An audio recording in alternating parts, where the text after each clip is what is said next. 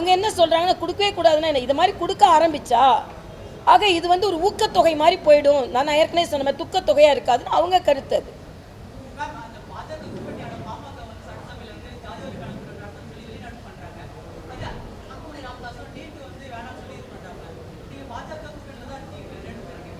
அது அதாவது அவசர நிலை பிரகடனத்தை கொண்டு வந்தவர்களும் அவசர நிலையில் பாதிக்கப்பட்டவர்களும் கூட்டணியா இல்லையா இருக்காங்கல்ல. ஆக கூட்டணி வேறு, கொள்கை வேறு. கூட்டணியில் இருக்கும்போது அந்த கொள்கை இன்னைக்கு எந்த ராஜீவ்காந்தி அவர்களை கொலை செய்தார்களோ அவர்கள் குற்றவாளிகள், காங்கிரஸ் அவர்களுக்கு குற்றம் கொடுக்க வேண்டும் என்று சொல்கிறாங்க, அவங்களை விடுதலை செய்ய வேண்டும் இவங்க சொல்கிறாங்க.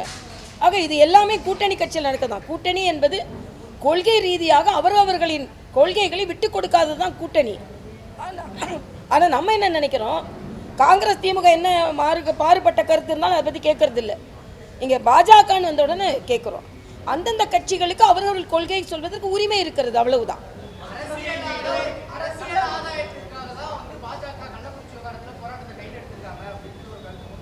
சரி, ஸ்டாலின் அப்போ டாஸ்மாக்கு எதிராக தனியாக வீட்டுக்கு முன்னால் கொடி பிடிச்சிட்டு நின்னாரு, அது என்ன ஆதாயத்துக்காக?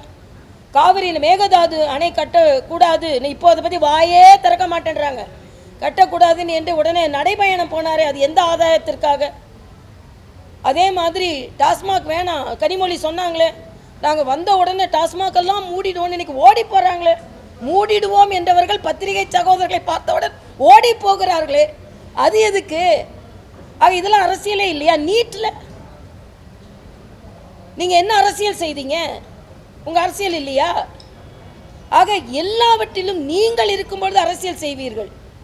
இது அரசியலில் அவசியம். ஒரு எதிர்கட்சி ஒரு கண்டன குரலை கூட கொடுக்கக்கூடாதுன்னு, அதுவும் பாஜக கண்டன குரலை எழுப்பும் பொழுது பெண்கள் உட்பட எல்லாரையும் கைது செய்து 10 மணி வரைக்கும் உள்ளே வச்சுக்கிட்டு, இது என்ன கொடுமைன்னு நான் கேட்குறேன்.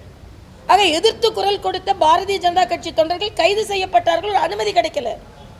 ஆக இதையெல்லாம் பார்க்கும் பொழுது அடக்குமுறை திராவிட முன்னேற்ற கழகத்தில் தான் இருக்குது. இன்றைக்கி அவங்களே ஒரு இளவரசரை தயார் செய்து கொண்டிருக்கிறார்கள் என்பது இன்றைக்கி பாராளுமன்றத்தில். இதுவே ஜனநாயக படுகொலை. நீங்களா ஒருத்தருக்கு முடிசூட்டி வச்சிடுறீங்க. எந்த விதத்தில் உதயநிதி பெயர் பாராளுமன்றத்தில் ஒலிக்க வேண்டும் என்று நான் கேள்வி கேட்கிறேன். தமிழகத்தில் உள்ள மக்கள் ஒவ்வொருவரும் கேள்வி கேட்கிறார்கள்.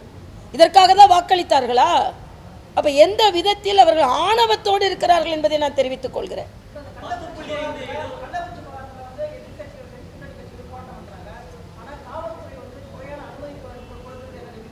என்னப்பா